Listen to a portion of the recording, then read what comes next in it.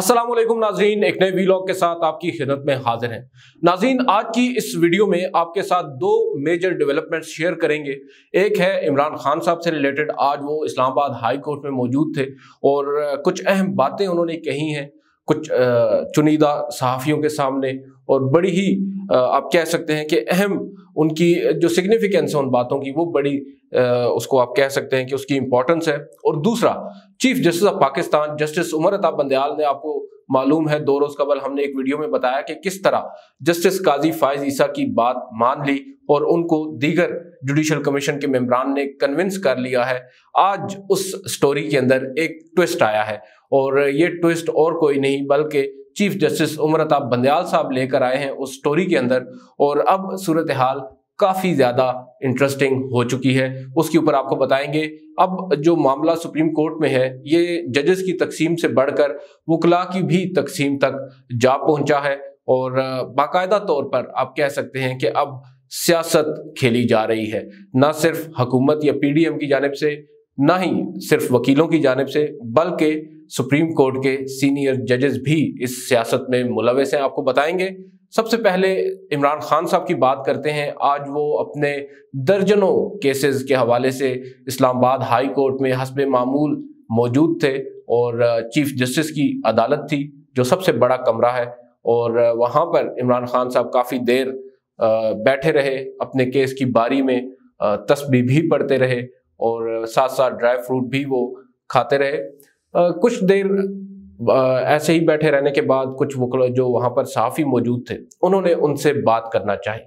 और इमरान खान साहब as usual बड़े ही कॉन्फिडेंट थे और उन्होंने हर सवाल का जवाब दिया उन सहाफ़ियों के।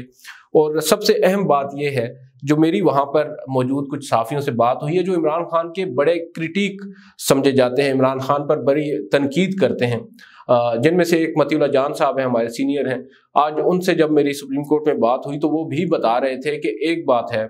इमरान खान साहब का जो कॉन्फिडेंस का लेवल है वो आज भी वहीं पर है जहां पर 9 मई से पहले था या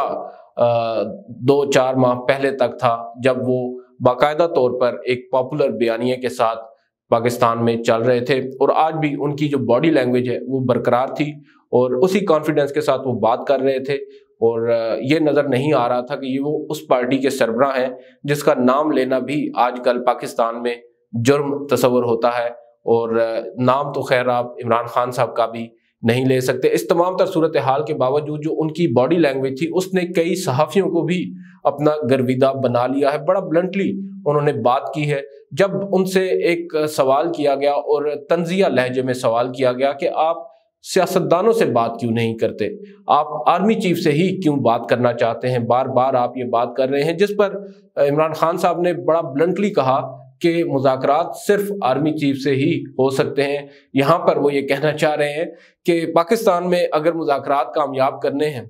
या मुज़ाकरात का कोई हतमी नतीजा निकालना है तो उसका एक ही तरीका है कि आप मुज़ाकरात सबसे पावरफुल आदमी से करें, और इस मुल्क में बदकिस्मती से सबसे पावरफुल आदमी जो है वो आर्मी चीफ ही होता है। गो के इलेक्ट अवाम वजीर आज़म को करती है, मिनिस्टर्स होते हैं, सदर मुमलिकत होता है, लेकिन जो एक्चुअल पावर है वो आर्मी चीफ के पास होती है। इसी वजह से इमरान खान साहब का फोकस भी यही है कि ऑब्वियसली अगर उन्होंने पाकिस्तान में सियासत करनी है तो सबसे पावरफुल आदमी, जो सबसे पावरफुल स्टेक होल्डर है, उसके साथ बातचीत करके ही वो किसी नतीजे पर पहुंच सकते हैं। यहाँ पर उन्होंने आज अपना मौक़िफ़ वाज़े किया है और बड़ी कैंडिड अंदाज में उन्होंने गुफ्तगू की है। और एक सहाफ़ी ने वहाँ पर बैठे बैठे ये भी पूछ लिया, खान साहब आजकल आपके हाथ क्यों खाली हैं। दरअसल उनका इशारा इमरान खान साहब की उन अंगूठियों की जानिब था जो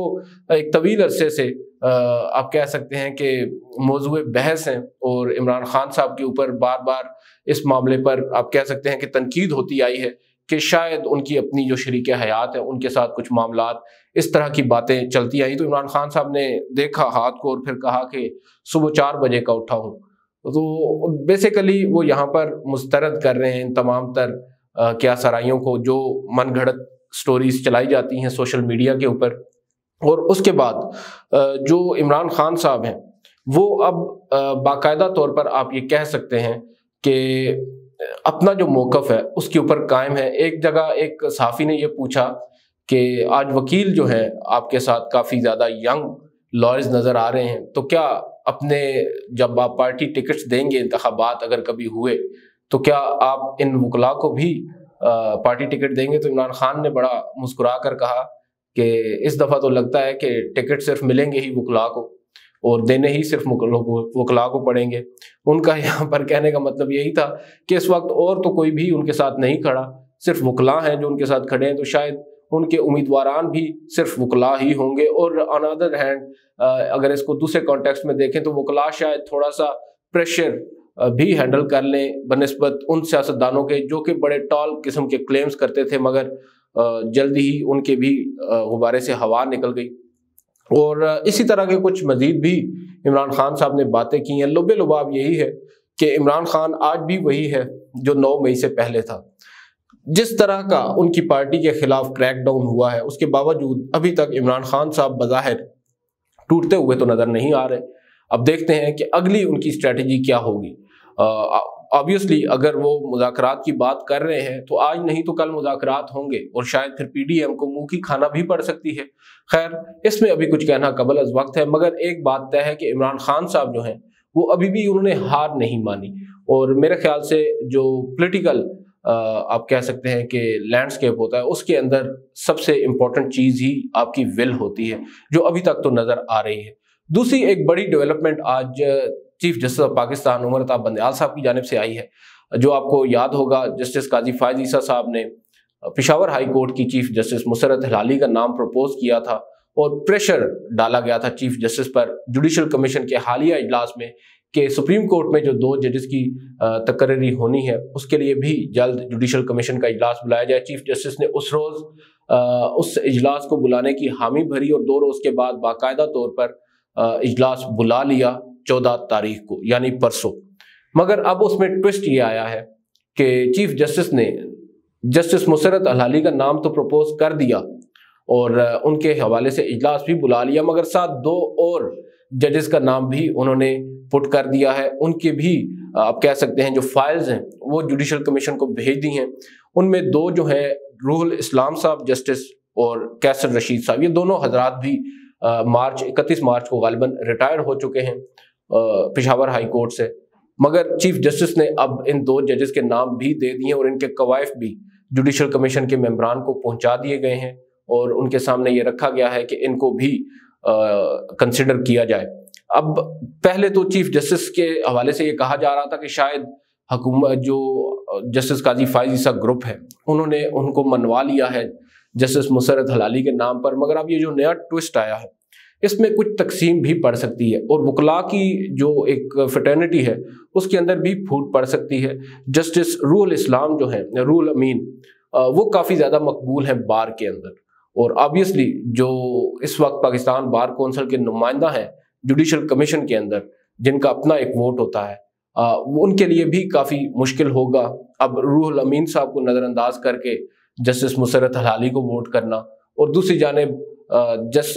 کچھ لوگ یہ بھی مانتے ہیں کہ جو وفاقی وزیر ہیں اعظم نذیر تارڑ صاحب، وہ بھی روح الامین صاحب کو سپریم کورٹ میں لے کر آنا چاہتے تھے، کچھ لوگوں کا یہ ماننا ہے، اور شاید اب چیف جسٹس آف پاکستان نے ان کو بھی ٹریپ کرنے کی کوشش کی ہے اس نئی موو میں، اور روح الامین صاحب کو بھی ان کا نام بھی سامنے آ چکا ہے۔ تو ہو سکتا ہے اعظم نذیر تارڑ صاحب کو اپنی حکومت کو ایک مرتبہ پھر جو ہے وہ ناراض بھی کرنا پڑ سکے، اور چیف جسٹس کو تو وہ ایک دفعہ پہلے ناراض کر چکے ہیں، مگر اب شاید اپنی حکومت کو ناراض کرنے جا رہے ہوں۔ مگر ایک بات تو طے ہے، جو آپ کہہ سکتے ہیں وزیر قانون صاحب، ان کی ہمیشہ سے یہ رائے رہی ہے کہ وہ اگر وزیر قانون ہے تو وہ حکومت کے ہیں، اور یہاں پر جوڈیشل کمیشن میں وہ اگر وزیر قانون نمائندگی کر رہے ہیں تو وہ اس حکومت کی نمائندگی کر رہے ہیں، اور یہ ووٹ جو